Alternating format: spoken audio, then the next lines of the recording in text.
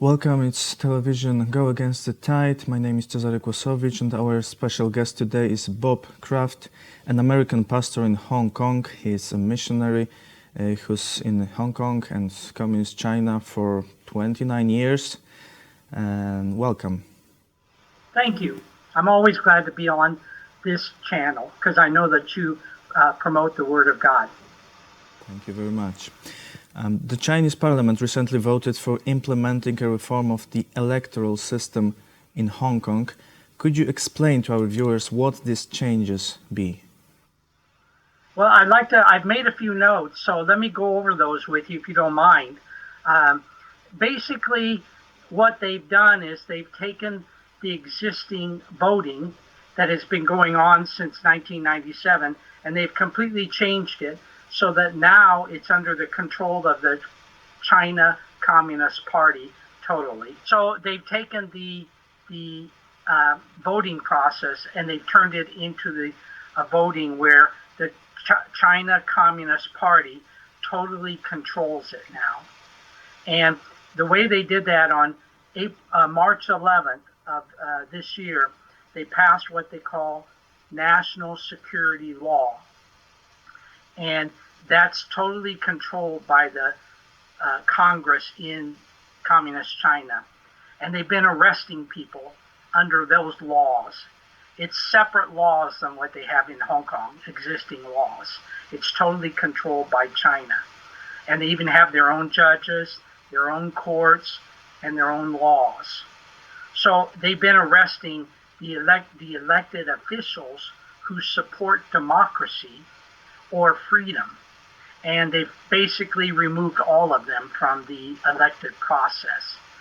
And they've also are passing laws where they're reducing the number of seats, elected seats, because people are used to voting here.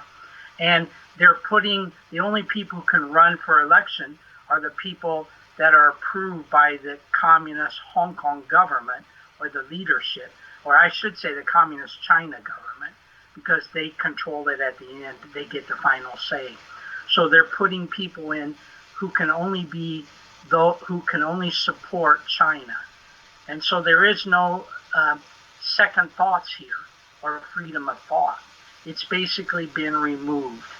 And to help you understand how the people in Hong Kong are reacting, there are 3 million people who voted in the 2009 district council elections. Those are like city elections. The pro-democracy camp won 60% of the seats, and they controlled 17 of the 18 districts. So this has been going on for some time now, and Communist China had to put a stop to that to keep control because the people kept voting for the people who wanted democracy. And you could even use the word freedom. So and the Legislative Council, which is the higher level election process, like a senator or a congressman, the democracy camp controlled that the last 2 elections, but now they've removed all the pro-democracy people by putting them in jail. It's insanely insane. So on February 28th, 48 pro-democracy leaders, almost all were elected officials, were charged with subversion under the new law. And that carries the possibility of life imprisonment.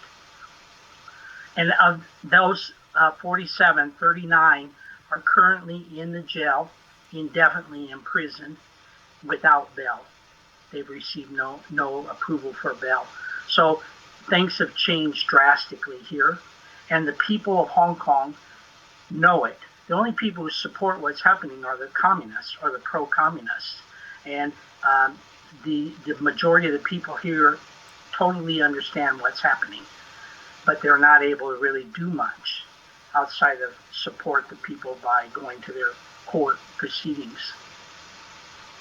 Could you tell us a little bit more about how the people of Hong Kong reacted to this Beijing's actions? Because The Chinese ambassador in Poland has published an article in which he states that Hong Kong must be ruled by patriots, and he said that this decision is strongly supported by all Chinese people and including Hong Kongers.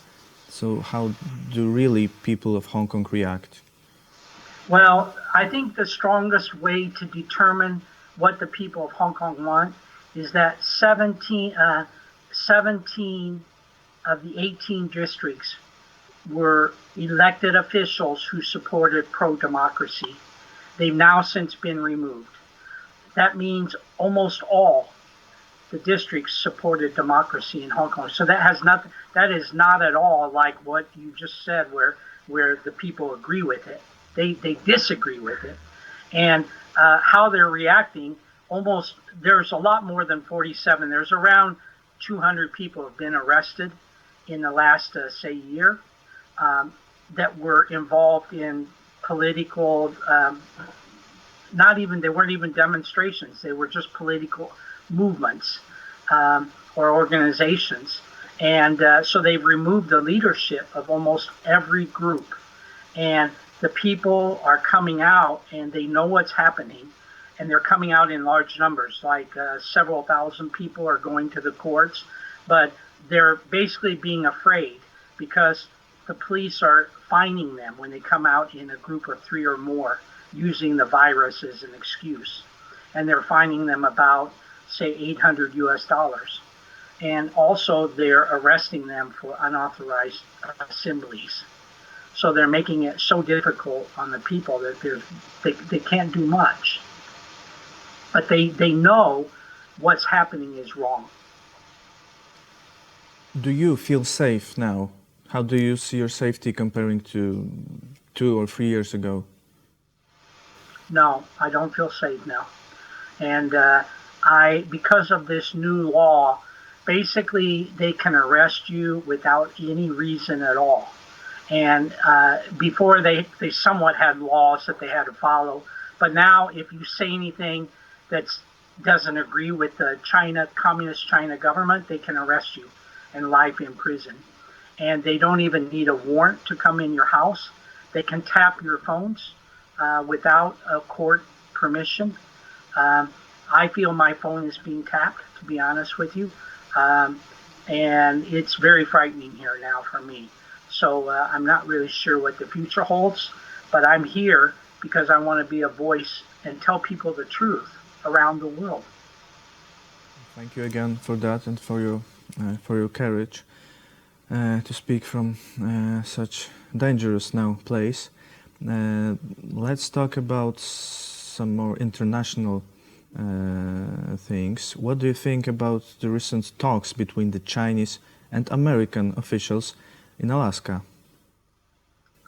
Well, I've been following very closely, even though I'm in Hong Kong, because the internet, we're able to follow very closely. Basically, I don't pay a lot of attention to media reports. I only pay attention to when I hear them speak their own words. When they have the meeting, they speak because the media reports will write their own viewpoint, on that. And I want to hear what the people say. So the meeting, it was in Alaska, which is in the United States. I've learned through the years, because I've been here 30 years, that when the communists have power or they think they have equality, then they will never agree to anything. It's only when they're in a position of weakness will they agree. And the way the meeting was set up was America under this new administration. Now, Trump administration was totally different.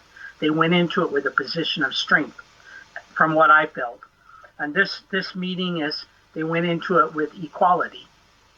And if you look at the way the tables were set up, everything was set up equal. The number of people, the flags, and they were, supposedly given equal time to speak. But China spoke, opening statement was 16 minutes. The U.S. was 2.5 minutes. And so they went into it where they had no chance to negotiate anything. And Communist China is always, we are going to control everything within our borders or within our power, even outside their borders. And we don't care what anybody says because this is where our land is, where we have military and so forth. So I'm not very confident about the U.S. I think I think what Trump did was right with tariffs. And he was getting ready to, I felt, include Taiwan with a national status. I think they were moving in that direction. So I think the approach was correct. And I do not think the Biden's approach is correct. And I would like to hear also your opinion about the forthcoming Olympic Games in China. There are voices encouraging to boycott the Olympics. Do you think it's possible? Do you think it's possible that some countries will boycott the games or some sponsors will withdraw? Well, I don't, I was old enough to know about the Soviet boycott when a lot of the nations of the world boycotted the Soviet Russia Olympics in Moscow. And I think that the current upcoming Olympics, they have to have things in place as a coalition of other nations to first bring pressure on China, because I don't think the first step is sports. I think that will be a very weak thing to do if they don't have anything behind it.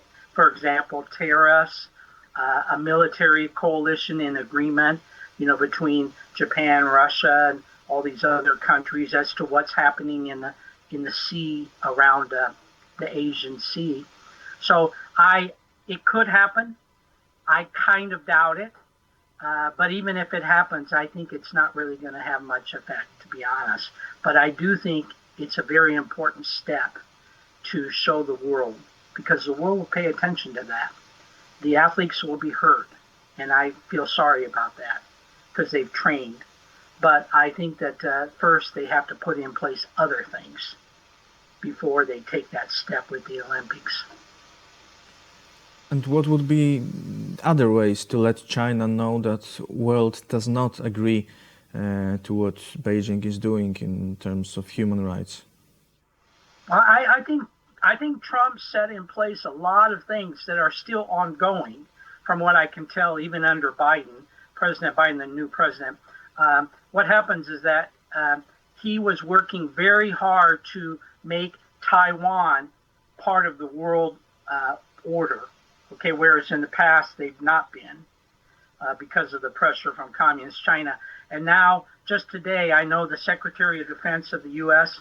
and Japan Secretary of Defense have an agreement to protect Taiwan if they're under pressure or attack from China. So this just happened a few hours ago. I think those are really important things, involving other nations who will support democracy. And they're looking toward the Hong Kongers because they see what's happening to Hong Kong. They know that what was practiced here in the past is not being practiced here now by force.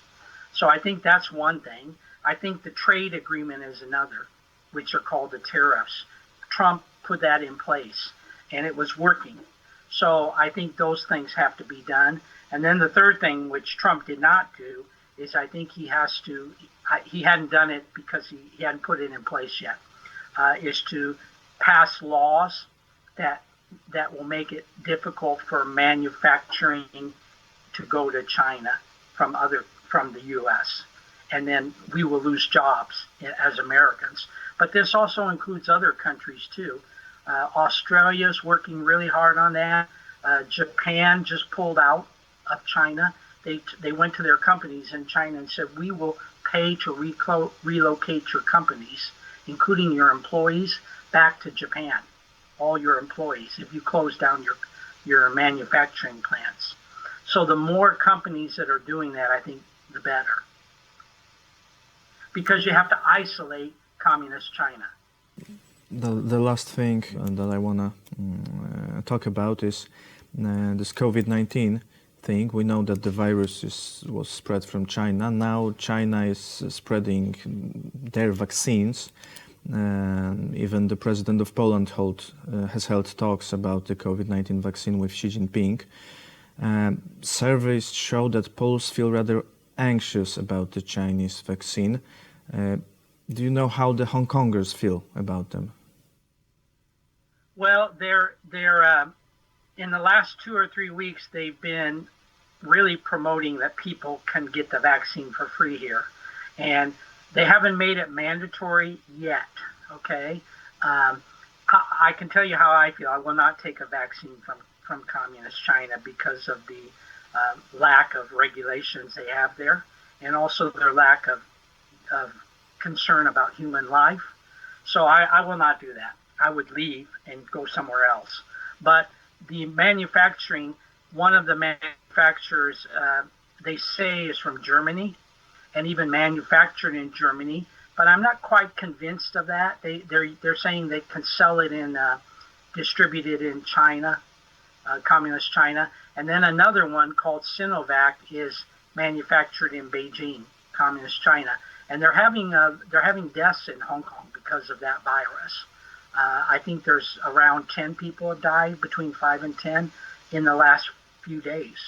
And the media is talking about it. So first thing I think needs to be done is, where is it manufactured? You have to find that out. And then the other thing is, if you have a choice, if a person has a choice, I would try to do it on a country that's more open and transparent with what's happening with their vaccine. And for myself, I'm going to wait, and I'm going to do it outside of Hong Kong. And my last question, how can ordinary Polish people help Hong Kongers now? Well, I thought about that before we talked, just before we talked. One thing that I really appreciate, I really believe this is biblical.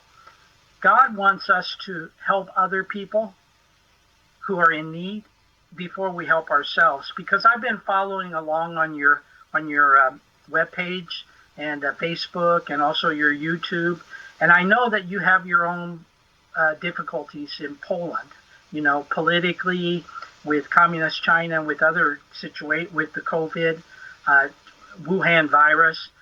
But I really feel the biblical model is you help other people first, and then God comes and helps you in a miraculous way. Where we run into problems is when we start focusing on ourselves and our own difficulties. We become more depressed, and we're not relying on God. So one thing I really appreciate about you is that you are helping people around the world, including communist Hong Kong, including the Hong Kongers, I should say. You have a heart for that, and I believe that's the right approach. You keep talking about it. You keep spreading, say no to China, and that campaign you had a huge impact here on the people of Hong Kong. They started repeating that. What you said as a model, which you were the first one to do it, your station, your church, they started repeating it. All the people, even the people who weren't Christians, were saying it. And it had a huge impact. I heard at least, but I would say 2 million people saying that in unison, say no to China. It had never been said before.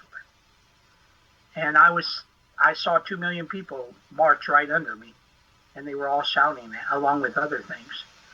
So I think, pray, ask the Lord what you can do, and then do it. And then believe that He's going to help you with your situation too. Thank you very much for these words.